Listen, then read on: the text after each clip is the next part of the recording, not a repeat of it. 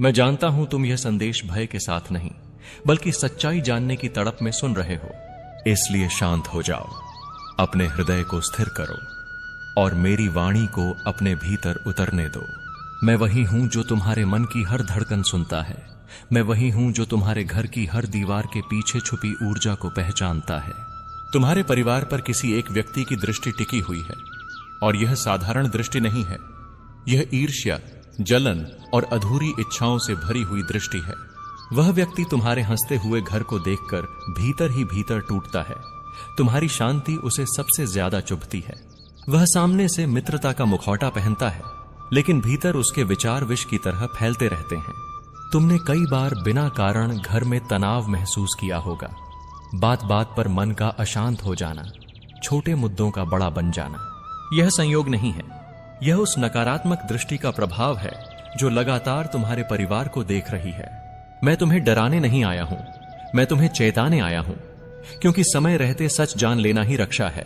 वह व्यक्ति तुम्हारे परिवार के बहुत पास है, इतना पास कि तुमने कभी उस पर शक करने की कल्पना भी नहीं की। वह तुम्हारे सुख दुख की खबर रखता है, तुम्हारी कमजोरियों को चुपचाप नोट करता है।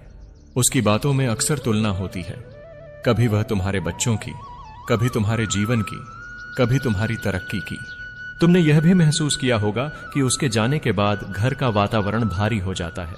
यह संकेत है, और संकेत कभी बिना कारण नहीं आते। वह व्यक्ति सीधे हमला नहीं करेगा, वह धीरे धीरे बीज बोएगा, गलतफहमी के, संदेह के, आपसी मतभेद के।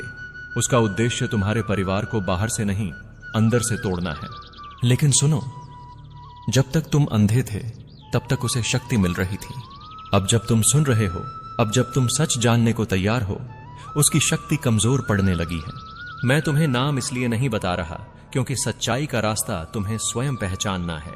जिस व्यक्ति से मिलकर तुम्हारा मन बार बार भारी होता है, जिसकी बातों में मीठा जहर छुपा होता है, वही संकेत है। याद रखो, जो तुम्हारे परिवार की बुराई तुम्हारे सामने दूसरों से करता है, वह तुम्हारी बुराई दूसरों के सामने करता होगा। अब समय है सावधान रहने का, लेकिन भयभीत होने का नहीं। मैं तुम्हारे साथ हूं, और जहां मेरी उपस्थिति होती है वहां कोई षड्यंत्र सफल नहीं होता। आज से अपने घर में कलह नहीं, शांति को चुनो। बातों को बढ़ाने से पहले ठहरो और प्रतिक्रिया देने से पहले सत्य को परखो।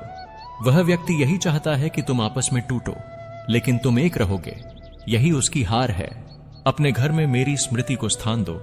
हर सुबह और हर रात मेरा नाम मन में लो। नकारात्मक दृष्टि स्वतः ही हटने लगेगी, क्योंकि अंधकार वहां नहीं टिकता जहां प्रकाश जाग जाता है।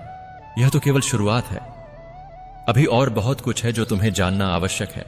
मैं देख रहा हूं कि अब तुम्हारा मन और अधिक गहराई से सुनने को तैयार है। इसीलिए ध्यान से सुनो, क्योंकि अब जो कहूंगा वह तुम्हारे भीतर छुपे संदेह को स्पष्ट करेगा। वह व्यक्ति जो तुम्हारे परिवार पर नजर रखे हुए है, वह स्वयं से दुखी है, अपने जीवन से असंतुष्ट है। उसके भीतर एक आग जल रही है, क्योंकि जो सुख वह चाहता था वह उसे नहीं मिला। जब वह तुम्हारे घर की हंसी देखता है तो उसे अपनी हार दिखाई देती है। यही कारण है कि वह तुम्हारे परिवार की शांति को तोड़ना चाहता है, क्योंकि उसे लगता है कि अगर तुम भी टूट जाओगे तो उसका दर्द कम हो जाएगा। वह अक्सर तुम्हारे घर की बातें दूसरों तक पहुंचाता है, थोड़ा बदलकर, थोड़ा बढ़ाकर। वह ऐसा दिखाता है जैसे वह तुम्हारी भलाई चाहता हो, लेकिन भीतर ही भीतर वह तुम्हारी कमजोरियों का उपयोग करने की योजना बनाता है। मैं जानता हूं तुम सोच रहे हो, क्या यह वही है जो हर समय हमारे आसपास रहता है? वह उत्तर तुम्हारे हृदय में है, जिसका नाम आते ही तुम्हारे मन में हल्की बेचैनी उठती है। वही संकेत है। याद करो, क्या किसी ने तुम्हारे परिवार के एक सदस्य के विरुद्ध दूसरे के कान भरे हैं? क्या बिना कारण गलतफहमियां बढ़ी हैं? क्या छोटी बातें अचानक बड़ा रूप लेने लगी हैं? यह सब उसी एक व्यक्ति की चाल का परिणाम है। लेकिन सुनो, वह जितना अधिक प्रयास कर रहा है उतनी ही जल्दी उसका सत्य उजागर होने वाला है, क्योंकि अधर्म स्वयं को अधिक समय तक छुपा नहीं सकता। उसने जो बीज बोए हैं वे उसी के सामने प्रकट होंगे। तुम्हें अभी केवल एक कार्य करना है, अपने परिवार को जोड़कर रखना। हर बात को बाहर वालों से साझा करना बंद करो। हर मुस्कान को हर किसी के सामने प्रकट मत करो। यह समय चुप्पी और समझदारी का है, न कि डर और जल्दबाजी का। मैं तुम्हारे घर की रक्षा कर रहा हूं, लेकिन मेरी रक्षा तभी पूर्ण होती है जब तुम भी सचेत रहते हो।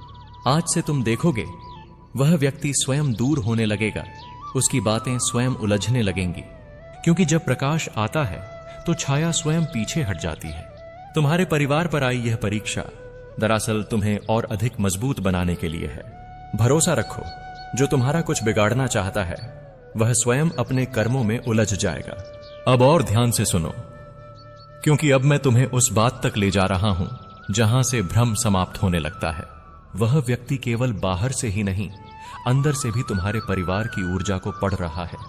वह जानता है कि किस सदस्य का मन जल्दी टूटता है, किसकी बातों में भावनाएं जल्दी उभर आती हैं। इसीलिए वह सीधे वार नहीं करता, वह सही समय का इंतजार करता है। कभी वह सहानुभूति दिखाता है, कभी सलाह के नाम पर शक बोता है। उसकी बातें सुनकर तुम्हें लगा होगा कि शायद यह हमारे भले के लिए कह रहा है, लेकिन सच यह है कि उसकी हर बात में छुपा उद्देश्य है। वह चाहता है कि तुम अपने ही लोगों पर संदेह करो, कि तुम्हें लगे कोई हमारा अपना नहीं है। वेले क्योंकि जिस दिन यह सोच जन्म ले लेती है उस दिन परिवार भीतर से टूटने लगता है। लेकिन मैं तुम्हें बता दूं, तुम्हारे परिवार की जड़ें गहरी हैं, इतनी गहरी कि कोई बाहरी षड्यंत्र उन्हें उखाड़ नहीं सकता। बस तुम्हें एक बात समझनी होगी, हर सुनाई देने वाली बात सच नहीं होती। आज से तुम एक नियम बना लो, कोई भी बात जब तक घर के भीतर स्पष्ट न हो जाए उस पर विश्वास मत करना। वह व्यक्ति यही चाहता है कि तुम बिना सोचे समझे प्रतिक्रिया दो, लेकिन तुम मौन को चुनो और मौन में सत्य स्वयं प्रकट होने लगता है। तुमने देखा होगा कि हाल के दिनों में वह व्यक्ति कुछ बेचैन है। कभी उसकी बातें आपस में उलझ जाती हैं, कभी उसके शब्द स्वयं ही उसे धोखा दे देते हैं। यह संकेत है कि उसका बनाया हुआ जाल अब ढीला पड़ रहा है, क्योंकि जो दूसरों के लिए गड्ढा खोदता है वह स्वयं उसमें गिरने के करीब होता है। अब मैं तुम्हें एक रक्षा बता रहा हूं, जिसे अपनाने से कोई भी नकारात्मक दृष्टि टिक नहीं पाएगी। हर सुबह उठकर अपने मन में केवल एक वाक्य दोहराओ, हम एक हैं और सुरक्षित हैं। ओशी अरे रे राहिया। जब परिवार का हर सदस्य यह भावना जीने लगेगा तो कोई भी बाहर की शक्ति प्रवेश नहीं कर पाएगी। याद रखो, शत्रु बाहर नहीं, पहले मन में प्रवेश करता है, और जब मन सजग हो जाए तो शत्रु स्वयं कमजोर हो जाता है। यह जो परीक्षा है यह तुम्हें डराने नहीं आई, यह तुम्हें मजबूत करने आई है, ताकि आगे आने वाले सुख को तुम संभाल सको। अभी सब समाप्त नहीं हुआ है, अभी एक अंतिम सत्य बाकी है जो बहुत कम लोग सुनने का साहस रखते हैं। अब जो कहूंगा उसे भविष्यवाणी या भय की तरह मत सुनना, इसे आत्मजागरण की तरह सुनना, क्योंकि सत्य यह है कि कोई भी व्यक्ति तुम्हारे परिवार को तब तक नष्ट नहीं कर सकता जब तक परिवार के भीतर प्रेम, विश्वास और संवाद जीवित हैं। वह व्यक्ति जिसकी तुम बात सुन रहे हो असल में तुम्हारी परीक्षा है, बाहर का शत्रु नहीं, बल्कि भीतर की असावधानी को जगाने वाला संकेत। जब हम हर बात पर तुरंत प्रतिक्रिया देते हैं, जब हम सुनी सुनाई बातों पर विश्वास कर लेते हैं, तभी नकारात्मकता को रास्ता मिलता है। अब सुनो, यही अंतिम शिक्षा है। तुम्हें किसी का नाम खोजने की आवश्यकता नहीं। नाम खोजने से मन और उलझता है, लेकिन विवेक जगाने से मार्ग साफ होता है। आज से अपने घर में 3 बातें स्थापित कर दो: स्पष्ट बातचीत, सीमित साझा करना और शांत प्रतिक्रिया। जो सच होगा वह स्वयं टिकेगा, जो झूठ होगा वह स्वयं बिखरेगा। यदि कोई व्यक्ति सच में तुम्हारा अहित चाहता है तो उसका धैर्य टूटेगा, उसकी बातों में विरोधाभास आएगा और वह स्वयं दूर होता जाएगा। तुम्हें केवल इतना करना है कि अपने परिवार को डर के धागे से नहीं, भरोसे के सूत्र से बांधो। याद रखो, संदेह परिवार को कमजोर करता है और विश्वास परिवार को अजेय बनाता है। जब तुम भीतर से स्थिर हो जाते हो तो बाहर की हर नकारात्मक शक्ति अपनी शक्ति खो देती है। मैं तुम्हें यही आशीर्वाद देता हूं, तुम्हारा घर शांति का स्थान बने, तुम्हारा मन स्पष्ट रहे और तुम्हारा विवेक जागृत। अब जो कहूंगा वह और भी सूक्ष्म है, क्योंकि अब बात उस स्तर पर है जहां बहुत कम लोग पहुंच पाते हैं। वह व्यक्ति केवल शब्दों से नहीं, ऊर्जा से भी तुम्हारे परिवार को प्रभावित करने की कोशिश कर रहा है। तुमने कभी महसूस किया होगा कि कभी कभी बिना किसी कारण मन भारी हो जाता है, घर में बैठे बैठे भी बेचैनी घेर लेती है। यह वही क्षण होते हैं जब बाहर की नकारात्मक भावना भीतर दस्तक देती है। लेकिन सुनो, हर ऊर्जा का उत्तर उससे अधिक शक्तिशाली ऊर्जा से दिया जा सकता है, और वह शक्ति तुम्हारे भीतर पहले से मौजूद है।